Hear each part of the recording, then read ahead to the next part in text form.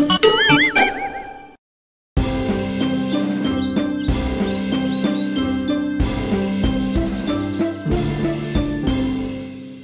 साल पहले इस धरती पर बहुत दूर सिंड्रेला नाम की एक सुंदर लड़की रहती थी। सिंड्रेला की माँ को गुजरे बहुत साल हो गए थे। उसके पिता ने ही उसे पाल पोस कर बड़ा किया था। जब सिंड्रेला के पिता ने दूसरी शादी की तब उसके जीवन में बहुत बदलाव आया। उसके पिता की नई पत्नी और उनकी 2 बेटियां सौतेले पिता के घर रहने आए। पहली बार जब वे मिले तब से सौतेली माँ को सिंड्रेला एक आंख ना भाती थी। वो और उनकी बेटियां सिंड्रेला के सौंदर्य और दयालु दिल से बहुत ईर्ष्या करते थे। सिंड्रेला की बहन सिंड्रेला जितनी खूबसूरत नहीं थी। इतना ही नहीं, वो दोनों कठोर और बिगड़ी हुई भी थी। एक दिन किसी काम के कारण सिंड्रेला के पिता को लंबी यात्रा पर जाना पड़ा और यही वो समय था जब सिंड्रेला की सौतेली माँ और बहनों ने उसके जीवन को नर्क बना दिया। जब सिंड्रेला अपने बगीचे में अपने प्यारे पंछियों के साथ बातें कर रही थी तब उसकी सौतेली माँ उसके पास आई। आज के बाद तुम इस अटारी में रहोगी, घर के सारे काम करोगी और मुझे तुम्हारा इन कपड़ों में घूमना फिरना बिल्कुल पसंद नहीं। सिंड्रेला को पता नहीं था इस पर क्या बोले। असहाय रूप से जैसा उसे कहा गया उसने किया। उसने अपनी चीजें उठाई और अटारी में चली गई। उस दिन के बाद से सिंड्रेला घर के सारे काम खुद ही कर लिया करती थी। वो बहुत थक जाती, लेकिन ना उसकी सौतेली माँ या उसकी सौतेली बहनों को उसकी दया आई। फर्श को दोबारा ठीक से साफ करो, क्या तुम्हें धूल नहीं दिखाई देती? तुमने अभी तक कपड़े नहीं धोए, मेरे पास पहनने के लिए कुछ नहीं। सिंड्रेला के पास चूहे और खिड़की पर आकर बैठने वाले पंछियों के अलावा कोई दोस्त नहीं था। सर्दी से बचने के लिए रात के समय सिंड्रेला नीचे चिमनी के पास जाकर सेक लेते लेते वहीं पर सो जाती है। ऐसे ही दिन गुजरते गए। एक दिन शहर में राज्य द्वारा एक घोषणा की गई। राजकुमार द्वारा महल में एक पार्टी का आयोजन किया गया है। शादी के लिए पात्र सभी लड़कियों को इस पार्टी में आमंत्रित किया जाता है। जैसे ही सौतेली बहनों ने ये बात सुनी, वो भागते हुए घर गई और अपनी माँ को बताया। पार्टी में आप दोनों ही सबसे सुंदर होगी। राजकुमार ने आप दोनों में से एक को ही चुनना चाहिए। इस तरह हम सभी महल में रह पाएंगे, है ना माँ? हमें तुम दोनों के लिए गाउन और जूते खरीदने होंगे। चलो खरीदारी करने जाते हैं। सौतेली माँ और बहनें बाहर चली गई। वहाँ खड़ी होकर ये बातें सुनने वाली सिंड्रेला उदास हो गई। कई दिन तैयारियां चल रही थी। सौतेली बहनों के गाउन सिलकर आ गए थे। हर दिन वो दोनों दर्पण के सामने खड़ी रहती और खुद को बताती, हम ही पार्टी में सबसे सुंदर लड़कियां होंगी।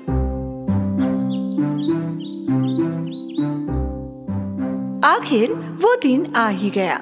सौतेली बहनें आज जल्दी उठ गई थी। उन्होंने सिंड्रेला को बुलाया। सिंड्रेला, सिंड्रेला, जल्दी यहाँ आओ।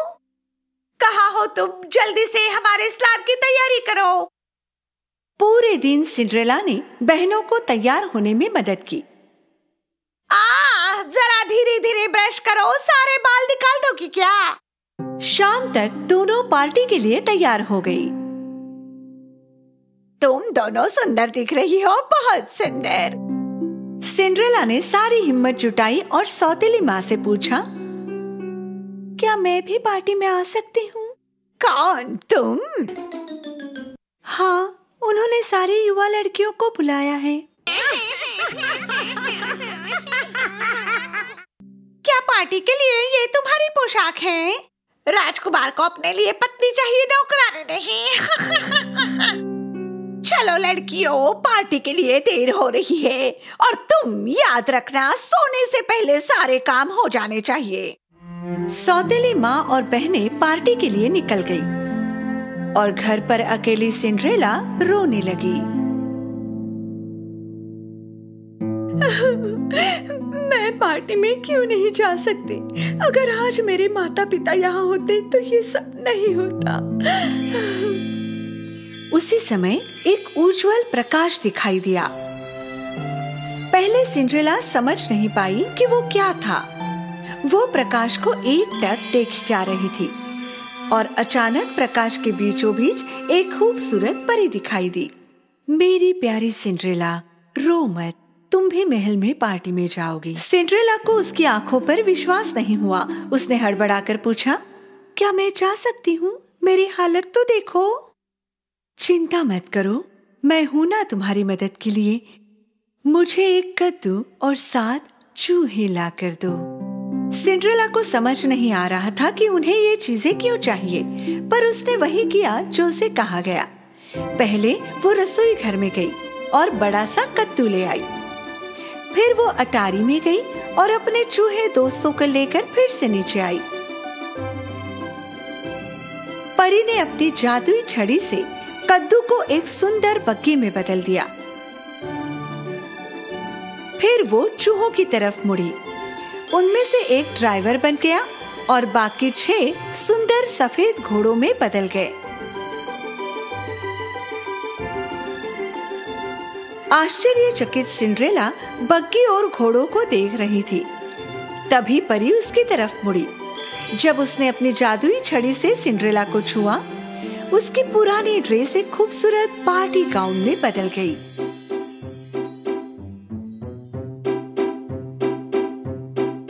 और उसके पैरों की चप्पल सुंदर कांच के जूते में बदल गए।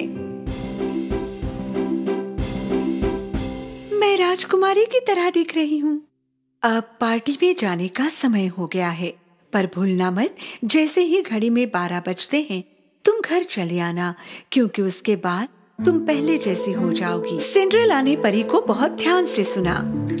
फिर वो बग्गी में बैठी और महल की ओर चल पड़ी।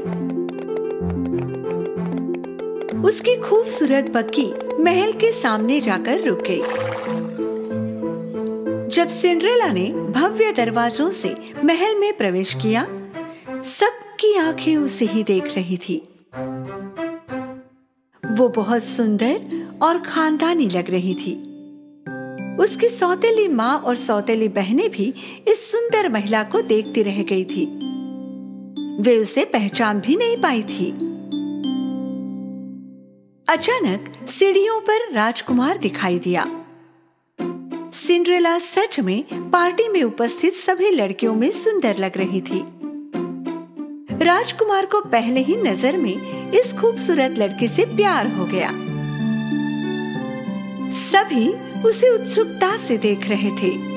वो धीरे धीरे आगे की तरफ बढ़ता गया। सौतेली बहनें बहुत खुश हो गई कि राजकुमार उन्हीं की तरफ आ रहा है। आओ, वो मेरे पास आ रहा है। नहीं, वो मेरे पास आ रहा है। पर राजकुमार आगे बढ़ा और सिंड्रेला के सामने जाकर रुक गया। हे सुंदर युवती, क्या तुम मेरे साथ नृत्य करना पसंद करोगी? सिंड्रेला ने विनम्रता से हाँ कहा। राजकुमार और सिंड्रेला ने उत्सुकता से देख रहे आमंत्रितों के बीच नृत्य करना शुरू किया। सिंड्रेला संगीत और नृत्य से इतनी प्रभावित हो गई, उसे लगा मानो महल में वो और राजकुमार है, बस दोनों ही। वे दोनों देर रात तक नृत्य करते रहे। सिंड्रेला को पता ही नहीं चला कि कितना वक्त गुजर गया है। अचानक उसकी नजर घड़ी पर पड़ी। आधी रात हो चुकी थी। उसी समय सिंड्रेला को परी की चेतावनी याद आ गई।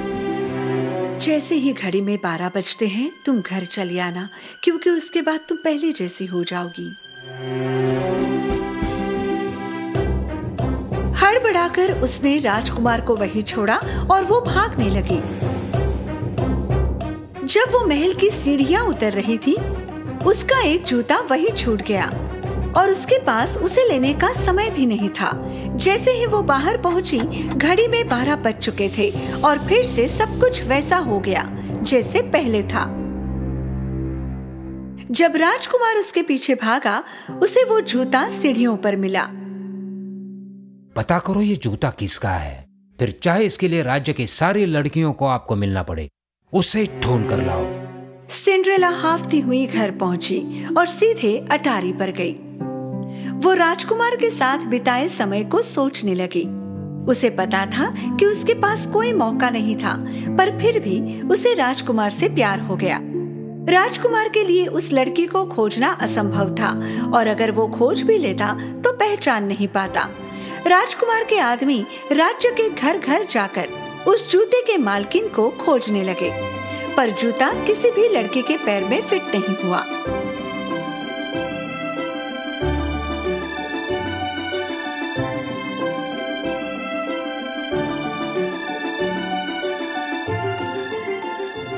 अंत में राजकुमार के आदमी सिंड्रेला के घर पहुंचे। सिंड्रेला राजकुमार की गाड़ी को घर के सामने देखकर बहुत खुश हो गई। जैसे ही सिंड्रेला कमरे के बाहर जाने लगी, उसकी सौतेली माँ दरवाजे पर दिखाई दी। तू कहाँ चल दी? तुम भी जूता पहनने की कोशिश करना चाहती हो? व्यंग्यात्मक हंसी के साथ सौतेली माँ ने अटारी का दरवाजा बंद कर दिया। नहीं, कृपा करके दरवाजा खोलो, कृपा करके प्लीज। कितनी दयनीय बात है। राजकुमार और तुम में क्या समानता होगी भला? आदमी ने पहले पतली बहन को जूता पहनाया, पर वो उसके पैर के लिए बहुत छोटा था। देखो मेरे पैर में कितने अच्छी तरह से बैठ गया। फिर मोटी बहन ने कोशिश की, पर जूता उसके पैर में जा ही नहीं रहा था। शायद हमने दूसरे पैर में कोशिश की होती। उन्होंने कोशिश तो बहुत की, पर नाकाम रहे। सिंड्रेला ने खिड़की की तरफ दौड़ने की आखिरी कोशिश की, पर खिड़की बहुत ऊपर थी। वो रोने लगी। उसे रोता देख उसके चूहे दोस्त उसके पास आए। मेरी सौतेली माँ ने मुझे बंद कर रखा है, चाबी उसी के पास होगी। चूहा दरवाजे के नीचे से फिसलकर बाहर आया। सौतेली माँ दरवाजे पर राजकुमार के आदमियों के साथ खड़ी थी। आप कल क्यों नहीं आते? आज वो बहुत थकी हुई है और पैरों में सूजन है। चूहे ने सौतेली माँ के स्कर्ट पर कूदकर चाबी निकाली और ऊपर की ओर दौड़ा। उसने चाबी दरवाजे के नीचे से अंदर सरकाई। चाबी देखकर सिंड्रेला बहुत खुश हुई। दरवाजा खोलकर वो जल्दी से नीचे की तरफ भागी। अरे तुम बाहर कैसे निकल आई? कृपया रुकिए, जाइए मत, मुझे भी जूता पहनना है। सौतेली माँ और बहनें ये सुनकर जोर से हंसने लगी। शांत हो जाओ, ये राजकुमार का हुक्म है कि राज्य की सारी लड़कियों ने कोशिश करनी चाहिए। जब सिंड्रेला ने जूता पहना, सबको आश्चर्य हुआ, क्योंकि जूता उसके पैर में अच्छे से फिट हुआ। सुंदर युवती, क्या ये बूट तुम्हारा है? सिंड्रेला ने गर्दन हिलाकर हामी भरी। कृपया हमारे साथ महल चलें। सिंड्रेला उनके साथ महल में गई। उन्होंने उसे राजकुमार के सामने पेश किया। जैसे ही राजकुमार ने सिंड्रेला की आंखों में देखा, वो जान गया कि उस रात उसने उसी के साथ नृत्य किया था। उसने सिंड्रेला का हाथ थामा। आखिर मैंने तुम्हें ढूंढ ही लिया, क्या तुम मुझसे विवाह करोगी? खुशी के आंसू भरे आंखों से उसने राजकुमार का प्रस्ताव स्वीकार किया। उन्होंने शादी की और खुशी से जीवन बिताने लगे।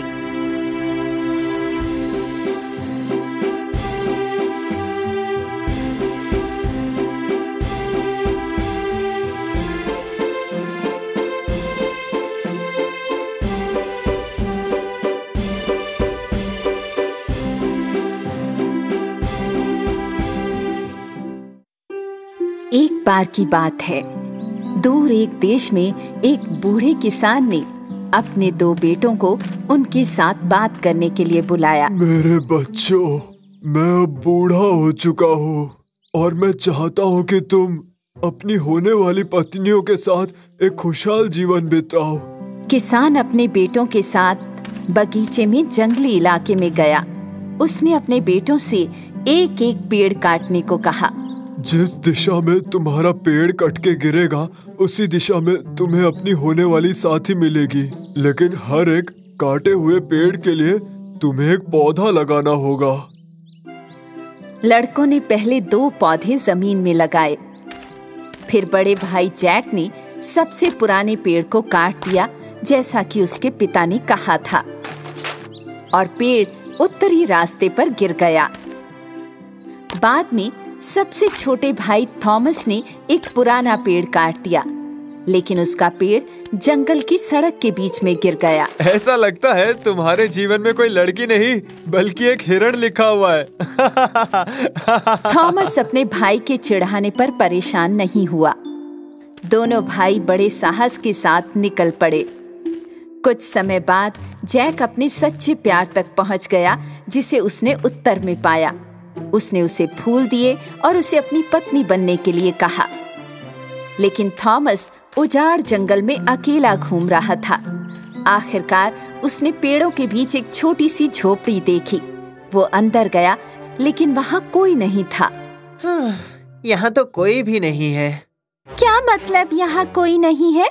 मैं यहाँ हूँ। क्या? एक चूहिया झोपड़ी के एक कोने में अपने बालों में धीरे से कंघी कर रही थी। आप निराश दिखाई दे रहे हैं। हाँ, क्योंकि तुम एक चूहिया हो, इंसान नहीं। मैं तो यहाँ अपने जीवन साथी की तलाश में आया था। छोटी चूहिया ने थॉमस से कहा कि वो उसके जीवन का प्यार हो सकती है, लेकिन थॉमस को विश्वास नहीं हुआ।